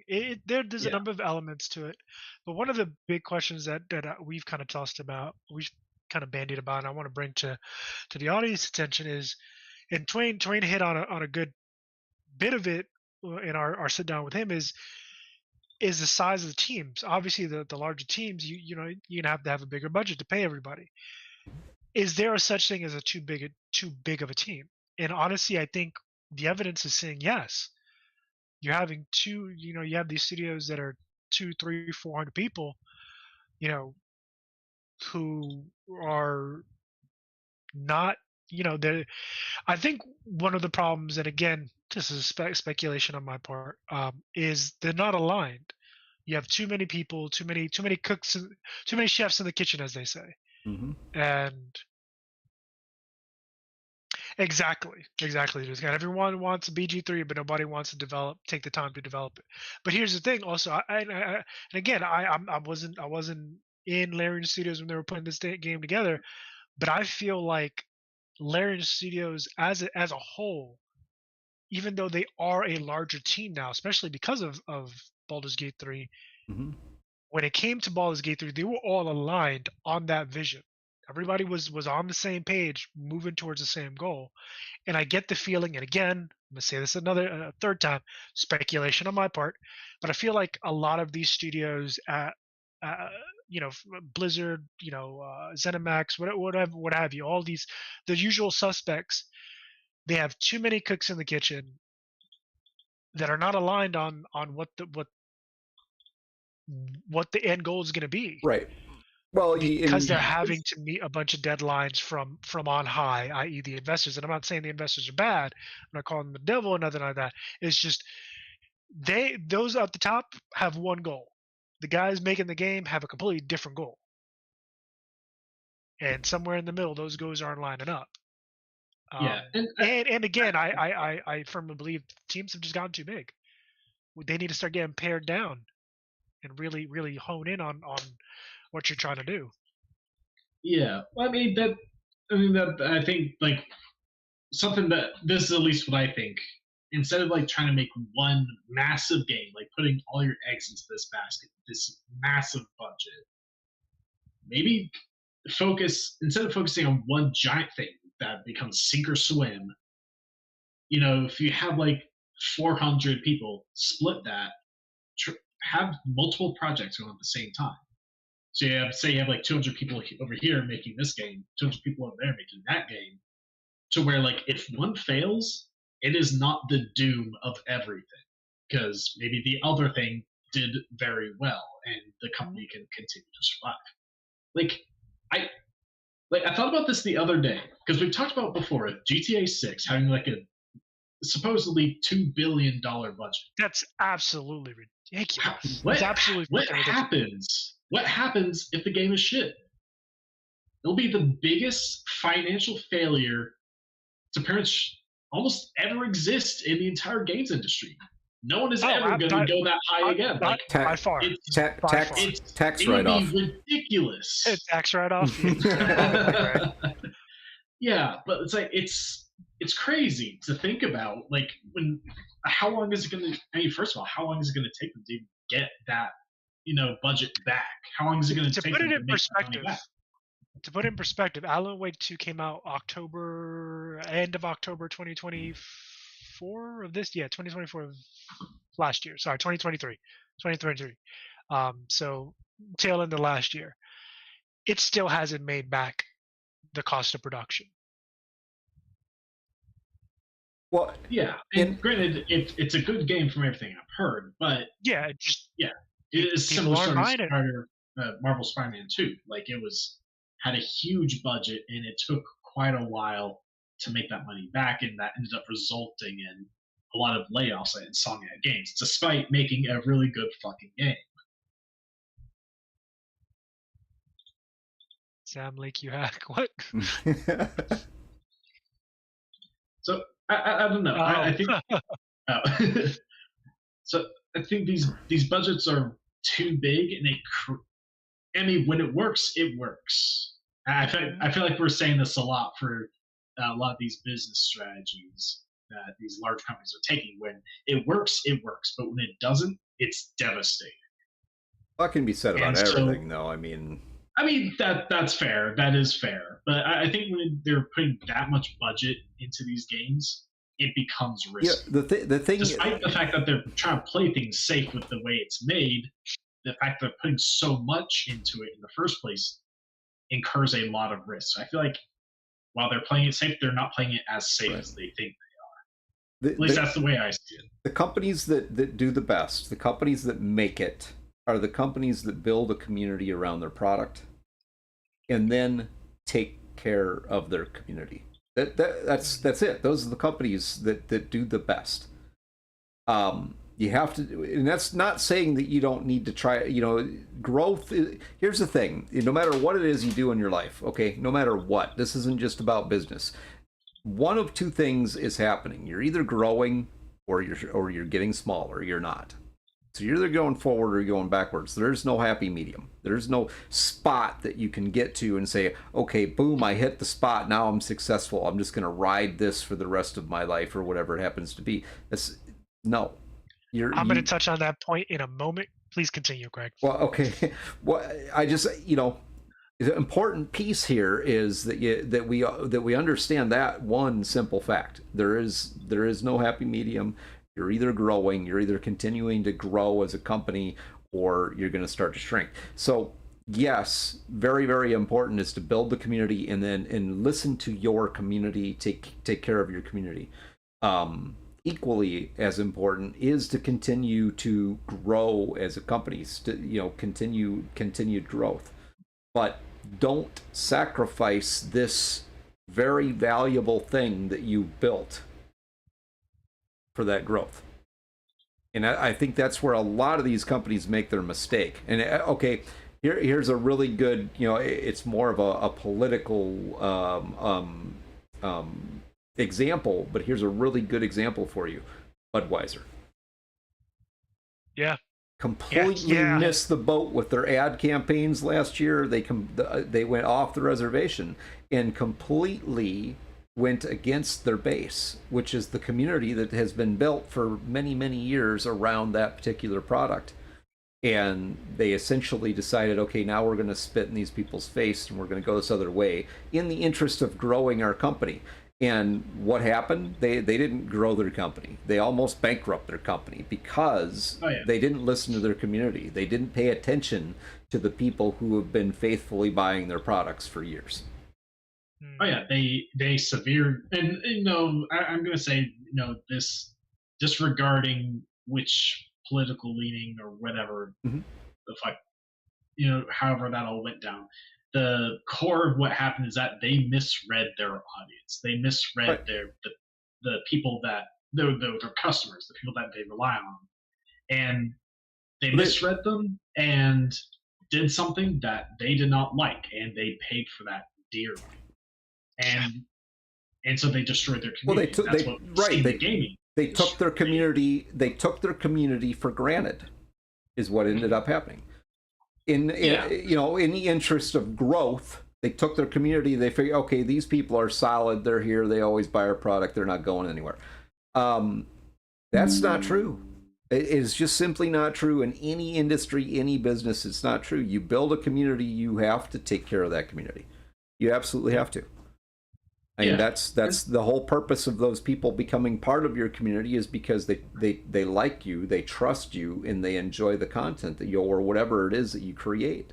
And you change one of those three factors, suddenly they don't like you anymore, suddenly they don't trust you anymore, or they don't like your product, they're gone. They're going to something else. Mm-hmm. And that's something that the folks at Arrowhead, in charge of Helldivers 2, have done extremely well, cultivating and taking care of their community. Because especially for a live service game, those games are extremely reliant on their communities. And their ship posting up tier. Exactly, that's part of it. So good. So they have a lower bar to entry than most live service games you find. That brings a lot of people in. Because they're a live service game, they do have monetization, but a lot I firmly believe, from everything I've heard, it is not. People don't feel like they are pressured into things. They don't get that same feeling like they're being nickeled and dimed. It's not predatory. Yep. And because of that, a lot of people were willing to actually spend money on it. Because as I've said before, people do feel defiant when they feel like they're being pressured into something. Mm-hmm. Like I felt that plenty times before when I played a game, and I felt like it was trying to pressure me to spend more money on some bullshit. That made me not want to do that. So when they have their monetization and they don't pressure people, they say, hey, it's here, but you don't have to. Makes people feel better about spending their money on it. Mm-hmm. And then, as you said, like even on social media, they're shit posting, they're being funny, and that's getting even more. Yeah, and so they're hitting all the right notes to pretty much keep their community happy, and like continue generating positive PR, because they know that, especially since they aren't like a super massive company. Like, not everyone could do what Activision Blizzard does and piss everyone off like every week. Arrowhead would quickly die if they started pulling that shit. So because they know that they can't do that, that they know that they live and die by their community, they're doing everything they can to build it, and it's working for them. Oh yeah, Infinity Core. That's one of the things that I like about them, is that they do give out the currency just by playing the game. It may not be a significant amount, but from what I understand, the cost of the items in the the cash shop or like their version of the battle pass aren't expensive at all.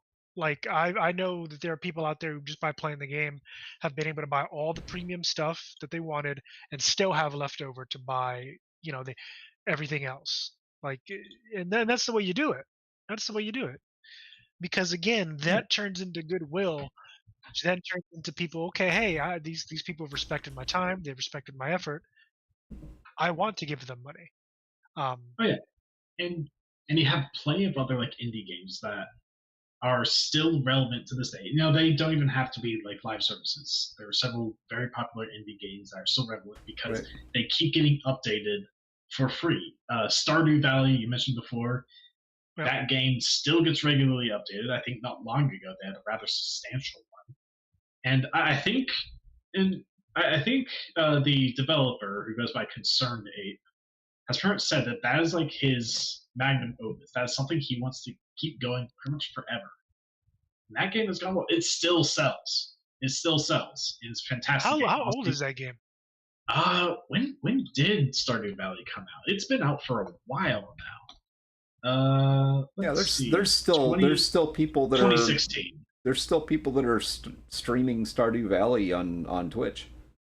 Yeah, It's yeah, it's a good game. There's 2016, there's people it's 8 that are years still old. 8 streaming years. Skyrim on Twitch too. But I mean, that's Yeah, more of a let's not Well, the classic modding style. community is what keeps that game Yeah. alive. Not the Let's not talk about that Bethesda.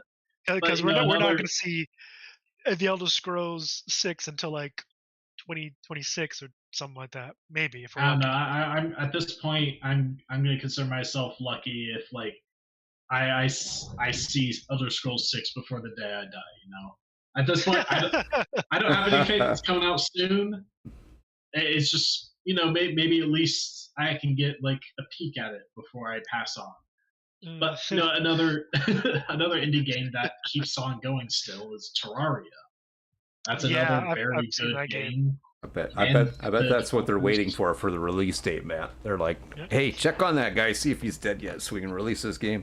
Yeah. I think it's a very strange Maybe. fixation that they have that they're willing to, you know, delay it just for me. But I guess I'm honored that someone thinks that highly of me. But yeah, Terraria, another indie game. They keep updating it for free, and the game is still doing well. People still buy it. It still sells. Yeah, it's like So, a 2D like- version of Minecraft, right? To put it extremely simply, yes, it has a more of a emphasis on like combat and like upgrading weapons and armor than Minecraft does. But I'd say at first glance, yeah. But it is also a very fun indie game that it just keeps getting updated. Much to the modders' chagrin, because I think the devs behind it, I forget what they're called, have said multiple times, like, all right, guys, this is the last time modders are safe. We won't break your mods anymore. And then later they come out with another update. They're like, the modders you. just like, God damn it. Fucking baiting their own modding community. That's Yeah. great. This is the same thing of how No Man's Sky came back. Yeah. Because I mean, that game had such a disastrous launch because all the things that were promised in the marketing material, all the interviews beforehand, that when it launched, people call it No Man's Lie. You know, not a good look. But through repeated expansions and, you know, addition of content that were all free, they brought that game back. Mhm. It is selling well and people love it. It's an actually good game now. So it's like this, we've seen like many times where not being a greedy fucking asshole has worked. It's crazy. Well, that's actually one of the other major points I wanted to touch on is that you have a lot of these games. They're one of the common denominators, and there are a couple, but one of the common denominators is the fact they're prioritizing fun over money. They're prioritizing just making a game that's fun, that meets and it's an important piece. And I don't think people give this enough credit, but meeting the player's expectations. Obviously, that's more on the developer side of things, but they meet the player's expectations. They're fun, and they're decently priced. But they prioritize the fun and the engagement over the money. But another thing in that fun is, if you notice, a lot of these games that we mentioned are co-op.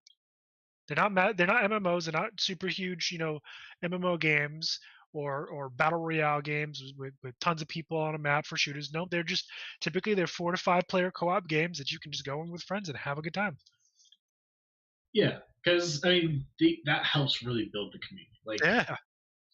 because people play together, they work together. Because I think one of the dangers of doing a competitive game, especially if it's team-based competitive, is that team-based competitive often breeds a very toxic community.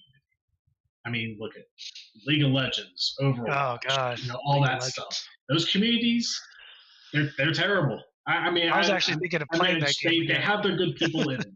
I'm not gonna say every person who's part of those communities are terrible, but there's a lot of toxicity flowing through this. Mm-hmm. So by keeping it as a co-op experience, people are working with each other more than against each other. And besides, if it's a co-op experience and you piss me off, I can just cut your link. You're gone. Yeah. I mean, in Helldivers, there's friendly fire, so you can always get at people that way. Right.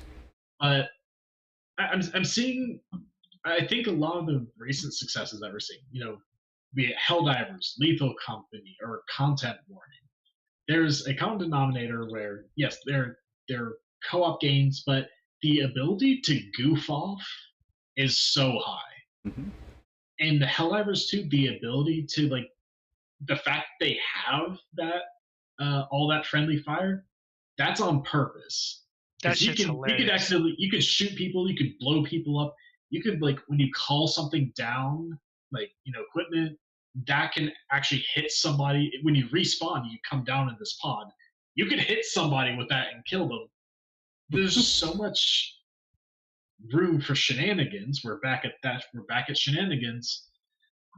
There's so much room for that in these games. Shenanigans are good. Just shenanigans are good, At least when they're good. Have fun with that. Some shenanigans are a little evil and tragic, but those are good too sometimes. Good depends on how distant you are from it. If it's not happening to you and you're a bit of a sick person, then you can laugh at it. But yeah, Lethal Company, full of shenanigans. Watch your friends die. Have a boombox playing some music as your friend gets torn apart by a terrible cryptid.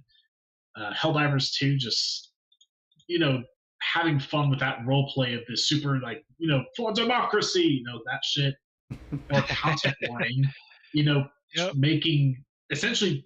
I mean, the whole bit of Content Warning. What is this democracy you speak of, comrade? Yeah, but the whole point of Content Warning is that you and your group of friends go into this haunted area with a camera. You're essentially trying to film YouTube videos in the game, and so you got to film the monsters, and obviously a lot of times you're being attacked while you're trying to catch things on camera. People are screaming. It's so much fun. It's just goofing around. Turns out it seems like it goes very well. It's the ability to be as silly and ridiculous as you want has gone very well for these games. And it's as you've said, Rob, they're prioritizing fun, because that's what those experiences are very much based on. It's just they're just making things as fun as they possibly can. Yep, that's literally their only job. Yeah, it's just creating this environment where you and some friends can just goof around and just be fucking idiots in. Mm-hmm. Which honestly I appreciate, because it's one of those things that seems to have been lost over the last couple of years. Everybody's trying to move to the live service model. Everyone, businesses, and again, I'm not saying this is a bad thing from a business perspective. Everybody wants the evergreen model, and I think, like everything else, the market has been flooded with too many companies trying to do that. Whereas remember back in the day, we'd get a game, we'd play the game, we'd have our fun, that's it. We move on to another game. Now companies are trying to make games that you can play for years, and it's I feel like there's a time and a place for those type of games, and we have too many of them now. Oh yeah, I mean, we've talked about this before, where the market is definitely oversaturated with live service games. Games, period. Of course, they're games that require games period. Games in period, but definitely live services, because live services they demand a lot of time. They demand a lot Yeah. of money, and like, you can only, as a single person, you can only play so many of them. So in Helldive, and unfortunately, they're also highly monetized. So when Helldivers 2 comes along, doing it right, that they take a lot of people from that market right They do. there. That's why they got so much attention, despite releasing a live service into a market very saturated with live service. They did it the right way, because people were getting tired of the way that a lot of other companies were handling this. That they came along and said, "Hey, we're not doing that shit. Come over here," and people did. Well, you just touched on a really important point there, and because saturation tends to, for a lot of people, saturation in a marketplace tends to kill that inspiration and creativity. Don't. That's saturation is not something to be scared of. It's not. It really, what it comes down to is, because of the saturation piece, what you end up with is a lot of garbage that ends up out there in the marketplace. And we have that right now. There's a lot of garbage games that are out there. There's a lot of good games, don't get me wrong, but there's a lot of just, it's yuck. What the hell is this stuff? Here's the thing: don't let saturation scare you, because the thing about it is, the aim has to be to provide, and I usually talk about it as providing value, and that's the way I see it. But you're really providing a quality product. You're providing something that, it's entertaining. It's what people want to experience. And as long as you're doing that, the saturation piece doesn't matter, because you're still going to get market share. The thing about saturation is that, it's, so the pool is much bigger because you have all of these games, the crappy ones, the good ones, the mediocre ones. So it's harder for people to find you. So the key to it is getting out in front, getting out in front of people and building the community around your product, building your brand. That's the key piece to it. Don't expect to just create a great game and throw it out there and everybody's going to flock to it. When there's very few games, you got a shot. But when you're basically taking your little, you're taking your one little glass of water and throwing it into the ocean, I mean, once it's thrown out there, it's gone. You're not going to get it back. And that's good. I think you kind of need to do both, honestly. Because when it's saturated, you do need to make something good. You need to make something that stands out from the rest of everything coming out there. But you do also need to do, as what you were just saying, put yourself out there, make sure people actually know your game exists. Right. Because, you could do that, but if you have a shit game, then people are going to see it at the start, and as soon as they realize it's nothing, they're not going to pay attention to you anymore. They're gonna realize, like, oh, this person, they're just putting out shit, and all of a sudden, all that work you've done, wasted.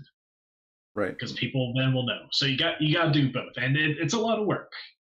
Making games is a lot of work. Who and knew? Making games is a lot of work, and it's more than just making games. What do you mean? It's easy. That sounds weird, but there's a lot more to making games than just making games. There is, absolutely. Who would have thunk it? Being a creator, period, there's a lot more to it than what you would imagine. That's anybody who's ever, setting the games idea aside, but I mean, anybody who's been in that role of being a creator, even for something as simple as a stream on Twitch, it's not just, I'll get a camera and a mic and hop on and away you go. There's a lot that goes into it. There's a lot of time and energy that's spent on the setup and all those things. It's not easy, and that's a misconception that people get, is that that's the easy route to go. No, it's not. you got to be passionate about it, regardless of what you're doing. Especially if you're, anytime you're in a business of your own, you've got to be passionate about what you're doing. Oh yeah. In that passion will shine through. I say you've got to be passionate about what you're doing, but there's a lot of people that are not passionate about what they're doing. They do it just simply because they making money at it. But pay the bills. But it helps to be passionate about something. If you want it to last, absolutely. If you want it to last. Yeah, because it does show in the work when you're enthusiastic about it, when you have that passion. Because it's like the difference between putting 100% and then 110% into something, Yep. Because it's as I've always said, when the people have fun making a game, you can tell. You can tell when the people loved this project that they were working on. Mm-hmm. That shit bleeds through into the game. It really does.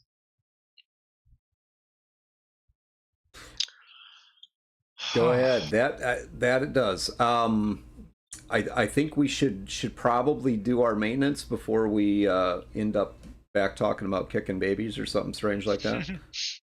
Well, now that you brought it back up, since we're on the topic. Yeah, if you weren't here earlier, you'll have to go back and watch Matt's opinion on kicking babies.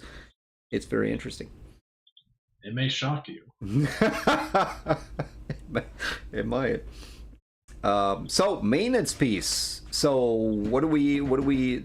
Tomorrow night we have season 2, episode 5 of the BOR, Yep. which is our Cyberpunk Red stream. Well, it's our Cyberpunk stream, I'll put it that way. We use the Cyberpunk Red system. The story itself is kind of in between timetables from Red's timetable, mid 2040s and then 2077. It's a custom story, so we're in season 2 of that right now. Tomorrow night, episode 5. Come check it out. You get to find out what is going on. We have find out what's going on with our characters and whether Paul gets rescued or not. Nah. So, hey, find out about the Burn Man. Yes, Yep. sir.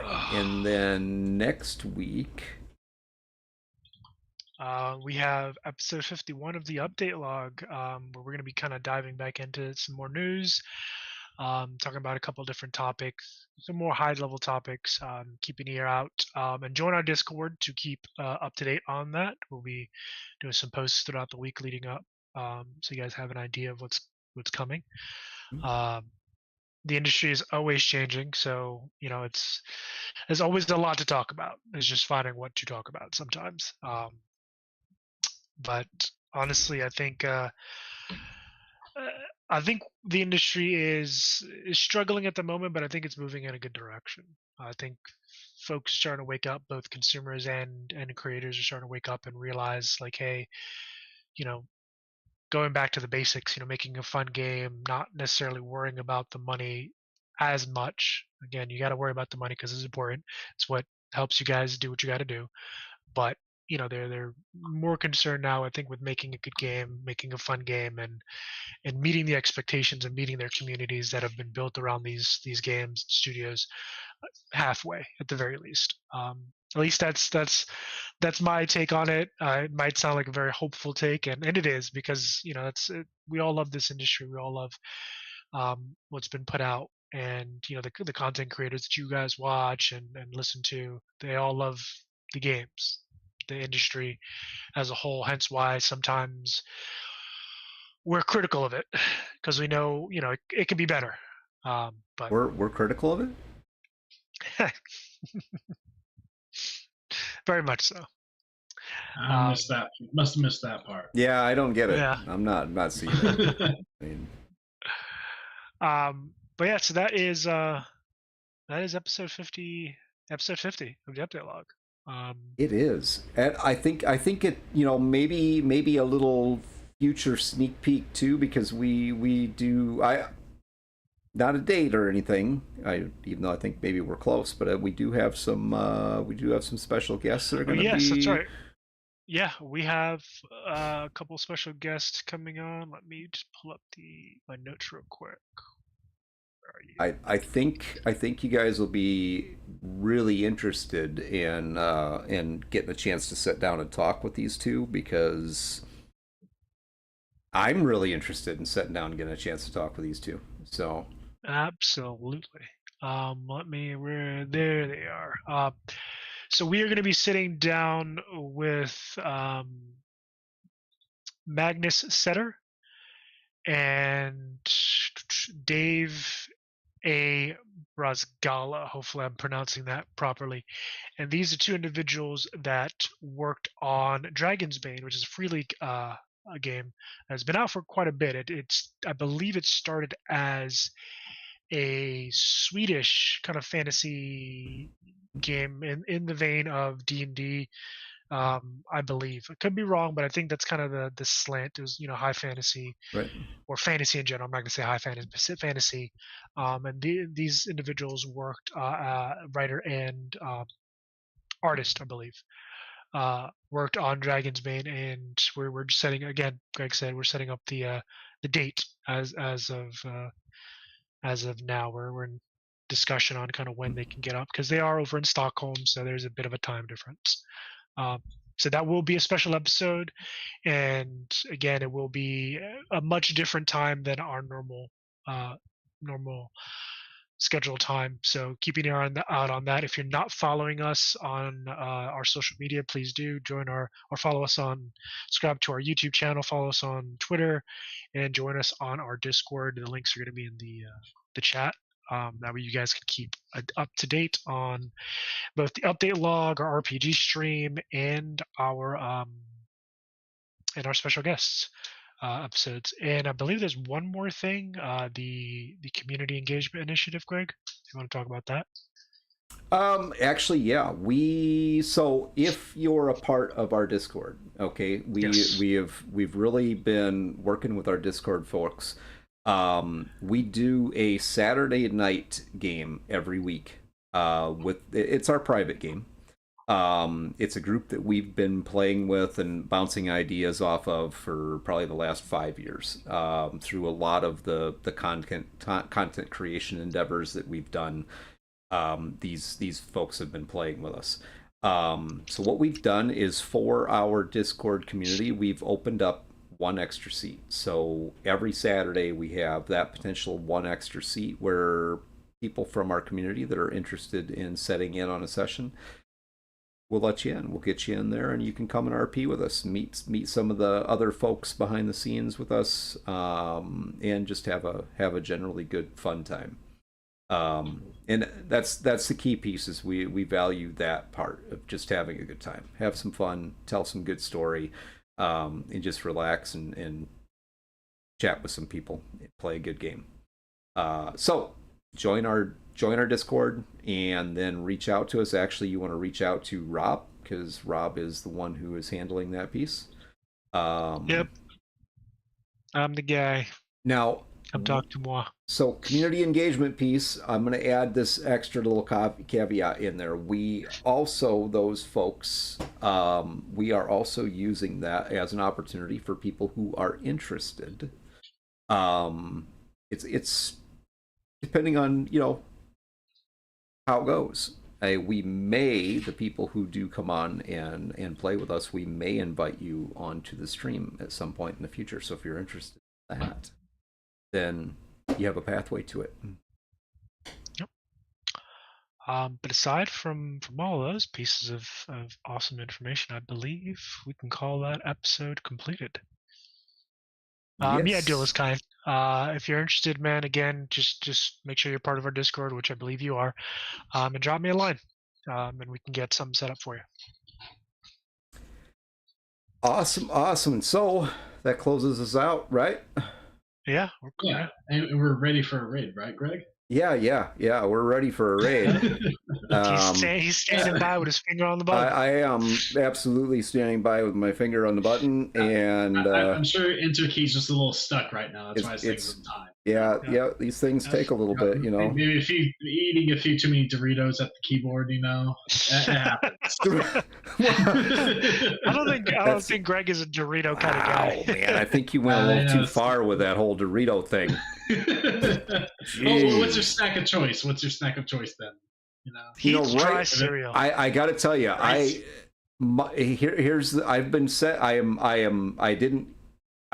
didn't eat before I came to stream tonight, and I have been sitting here smelling because my wife must have made and I don't know about you guys, but like brats and sauerkraut. Yeah. Oh yeah. And that's what I keep smelling. Good. So I'm like, damn it, I want some brats, man. Yeah. So brats with a little bit of sauerkraut, some ketchup, mustard. Oh man, that hits the spot. Yep. So we're gonna raid Legends of Avatras. We are ready to go at this point. Thank you very much for stalling. I mean, you know, I was ready to go. So it's what I do best. He was totally ready to go. Have a good night, everybody. Thank you very much for being here. Looking forward to seeing you tomorrow evening. And hey, make sure you join our Discord community. We'd love to have you. See you guys next time.